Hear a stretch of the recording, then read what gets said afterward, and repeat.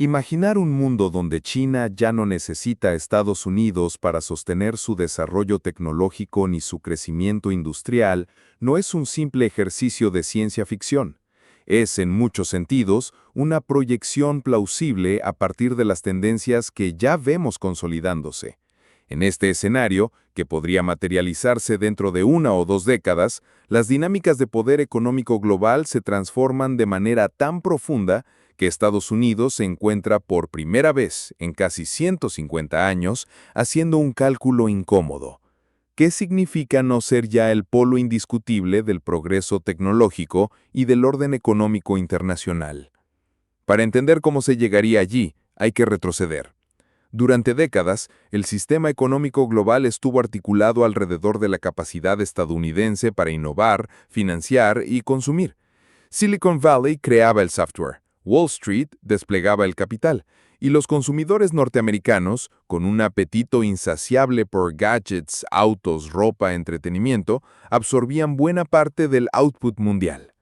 China, mientras tanto, cumplía el rol de gran fábrica planetaria, produciendo desde juguetes baratos hasta componentes electrónicos críticos.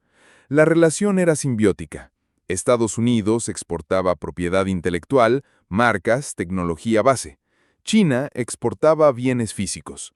Ambos dependían uno del otro para sostener sus respectivas tasas de crecimiento y estabilidad social. Pero la historia comenzó a mutar silenciosamente hacia alrededor de 20 años, cuando China decidió que ya no bastaba con ensamblar. Con planes meticulosamente diseñados, como el famoso Made in China 2025, seguido de iniciativas aún más ambiciosas en inteligencia artificial, biotecnología, computación cuántica y energías limpias, el país comenzó a construir su propio andamiaje tecnológico, menos interesado en servir como máquina global y más enfocado en escalar la pirámide de valor. Al principio, esto fue visto con cierto escepticismo en Washington y Silicon Valley. El consenso allí era que, si bien China podía copiar o fabricar, jamás superaría la sofisticación inventiva ni la potencia de disrupción que distinguía a las firmas estadounidenses. Sin embargo, la realidad empezó a erosionar esa autocomplacencia. Huawei se convirtió en líder mundial de infraestructura 5G, eclipsando a competidores norteamericanos que ni siquiera lograron consolidar un estándar propio. CATL y BYD tomaron la delantera en baterías y vehículos eléctricos, capturando mercados enteros donde Tesla apenas lograba mantener márgenes. TikTok no solo se convirtió en la red social más descargada del planeta, sino que también redefinió la industria publicitaria digital, obligando a Meta y Google a imitar su formato algorítmico y su voraz capacidad de retención de usuarios. Al mismo tiempo, startups chinas en IA empezaron a mostrar modelos entrenados con bases de datos colosales y arquitecturas que competían, y en algunos benchmarks superaban, a sus equivalentes occidentales. El punto de inflexión hipotético de este escenario ocurre cuando China logra cortar definitivamente la dependencia estructural que aún mantiene en algunos insumos clave, como litografía avanzada para chips de menos de 3 nanómetros o ciertos tipos de software de automatización industrial dominados por firmas occidentales.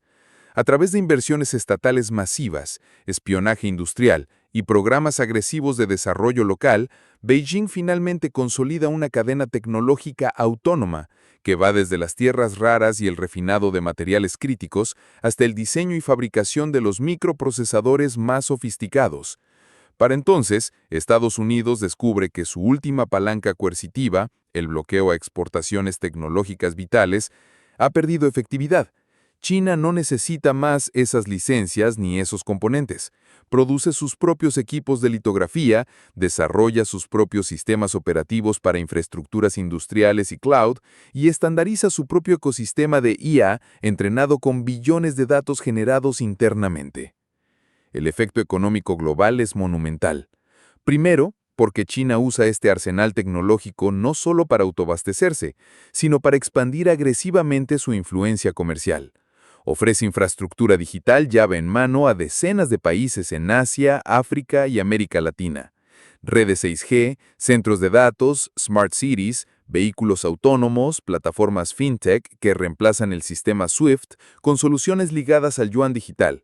Estados Unidos intenta contrarrestar con alianzas como el Quad, o asociaciones fragmentadas con Europa, pero se enfrenta a un dilema casi insoluble: competir en costo y escala.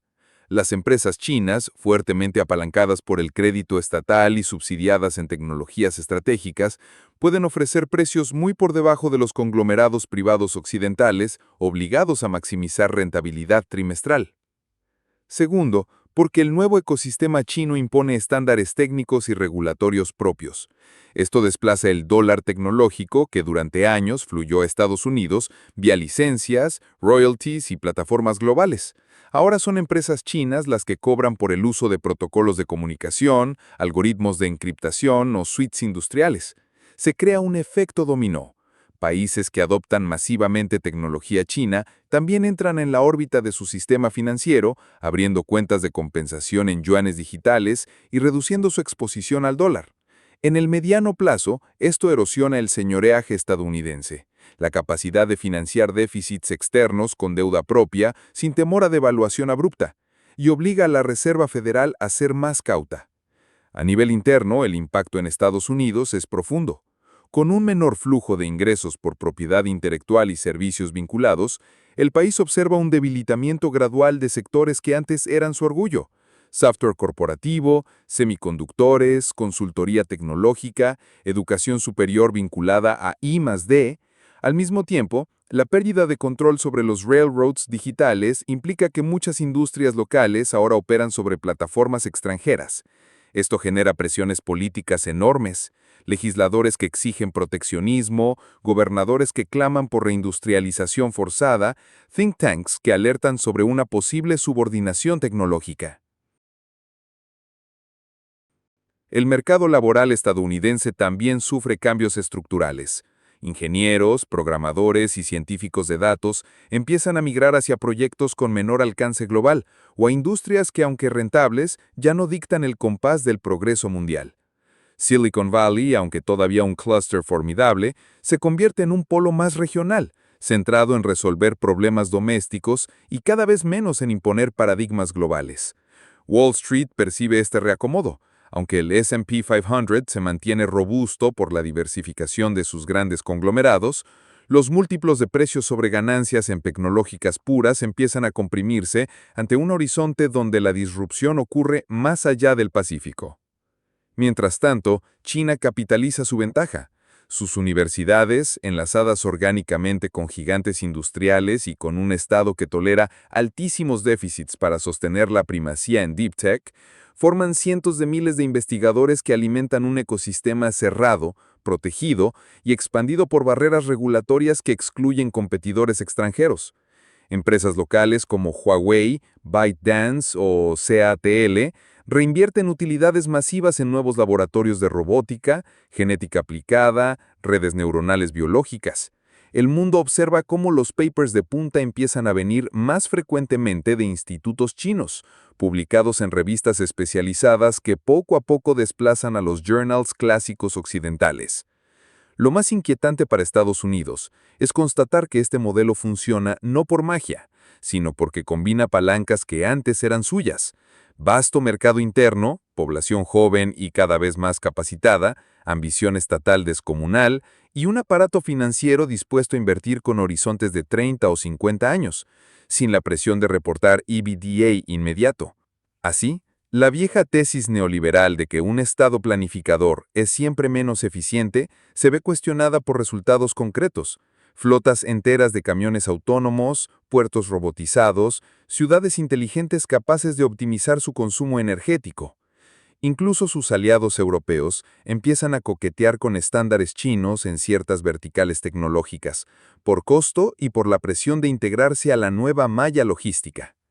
Para entonces, Estados Unidos se encuentra en un punto donde el riesgo ya no es solo perder mercados o dividendos de propiedad intelectual, sino ceder la capacidad de definir las reglas.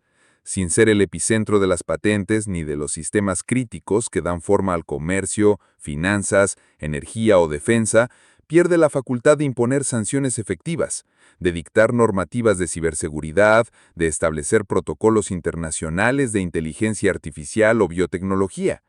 Esa sombra gigante de China no solo se proyecta sobre fábricas y balances comerciales, sino sobre el soft power mismo que Estados Unidos utilizó durante un siglo para configurar un mundo a su imagen.